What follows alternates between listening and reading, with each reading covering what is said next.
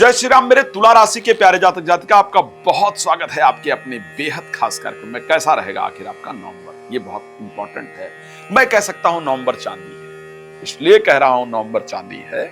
साल में एक ही बार ऐसा वक्त आता है जब आपके राशि स्वामी जो शुक्र हैं वो आते हैं और गोचर करते हैं आपकी राशि में। और साल में एक ही बार ऐसा वक्त आता है जब सूर्य आकर के गोचर करते हैं आपकी राशि के। तो मैं इसलिए कह सकता हूं कि चांदी है आपकी। मैं एक बात कह सकता हूं, यदि आपकी तुला राशि और आपका जन्म मॉर्निंग में हुआ है, करीब 6:30 से लेकर के और 7:30-8 बजे के बीच में, आपको सरकारी नौकरी करने की ही इच्छा है। अगर ये है तो मैं तुला राशि और बता रहा हूं, तो आपके बाल झड़ गए होंगे या झड़ रहे होंगे। सरकारी नौकरी प्राप्त करने की इच्छा है, या खुद का बिजनेस करने की इच्छा है, या पॉलिटिक्स में जाने की इच्छा है। ऐसे लोगों को कभी दूसरे के अंडर में काम करने का मन नहीं करता है। खैर, इस विषय पर चर्चा करेंगे इस बार आपके, क्योंकि इस साल का पहला समय जब आपकी राशि स्वामी शुक्र ही हो रहे हैं,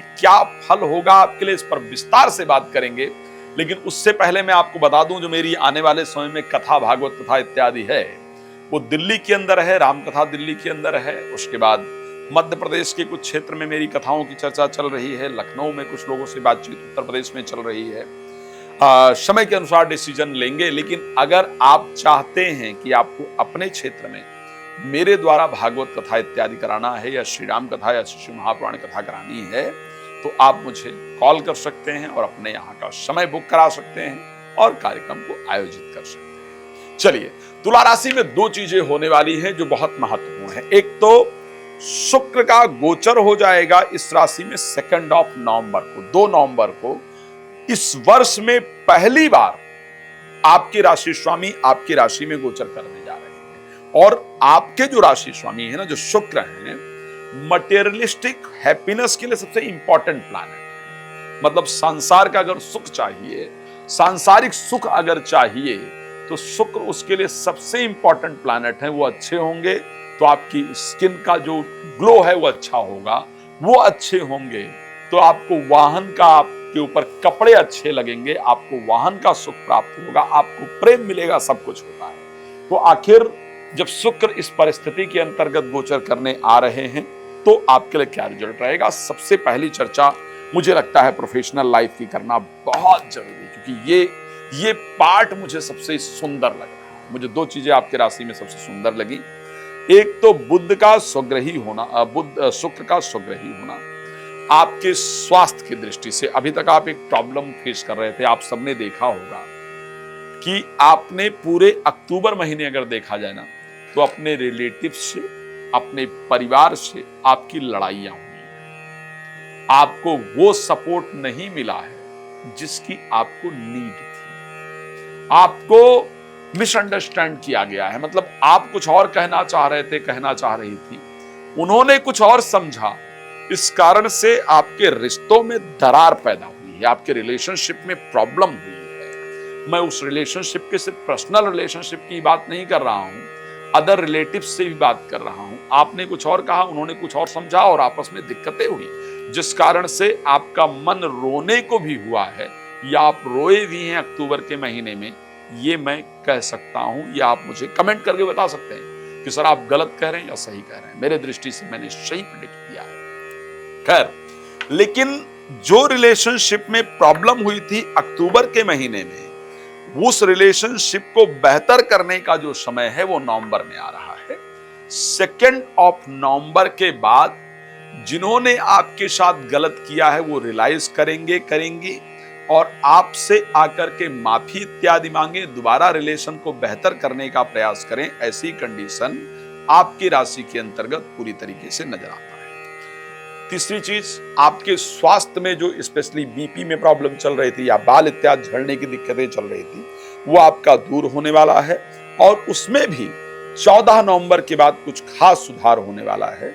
तो स्वास्थ्य को लेकर के चल रही प्रॉब्लम 2 अप्रैल को, चाहे वो 2 नवंबर के बाद, चाहे वो मेंटल हेल्थ प्रॉब्लम है और चाहे वो फिजिकल हेल्थ प्रॉब्लम है, ये दोनों आपकी दूर होती हुई पूरी तरीके से नजर आ रही हैं।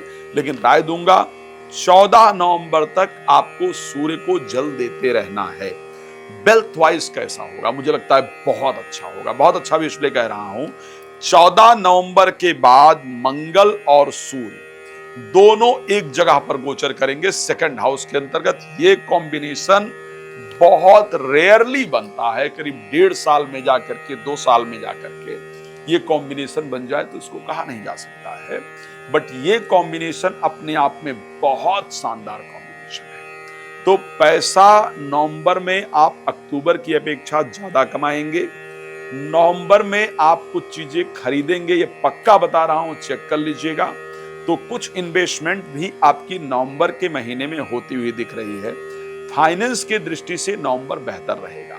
सबसे पहले हेल्थ की दृष्टि से अच्छा, फाइनेंस की दृष्टि से आपका अच्छा रहेगा। प्रोफेशनल लाइफ की दृष्टि से क्योंकि बृहस्पति उच्चस्थ हो गए हैं और 10th हाउस में आ गए हैं, प्रोफेशनल लाइफ की दृष्टि से भी बहुत अच्छा रहेगा।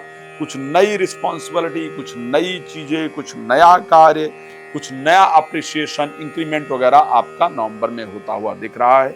एक और पॉसिबिलिटी है कि जहां आप चाहती हैं कि इस जगह पर मेरा ट्रांसफर हो जाए या प्रमोशन इत्यादि हो जाए, उसके योग भी आपकी राशि के अंतर्गत प्रॉपर तरीके से नजर आते हैं। एजुकेशन को लेकर के और बच्चों को लेकर के जो चल रही चीजें हैं वो वैसी ही चलती रहेंगी, उसमें कोई बहुत चेंजेस आता हुआ नजर नहीं आ रहा है। प्रेम संबंध को लेकर के जो चीजें चल रही हैं वो करीब करीब उसी प्रकार चलती रहेंगी, उसमें भी कोई बड़ा चेंजेस मुझे आता हुआ नहीं दिख रहा है।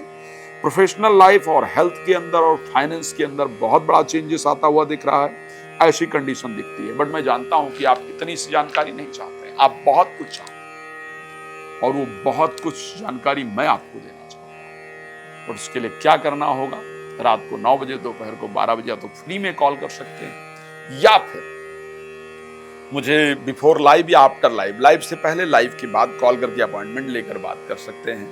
कथा देश विदेश में कहीं भी कराना चाहते हैं तो आप मुझसे संपर्क कर सकते हैं। धन्यवाद आपका जुड़ने के लिए। भगवान आपको प्रसन्न रखे। जय श्री।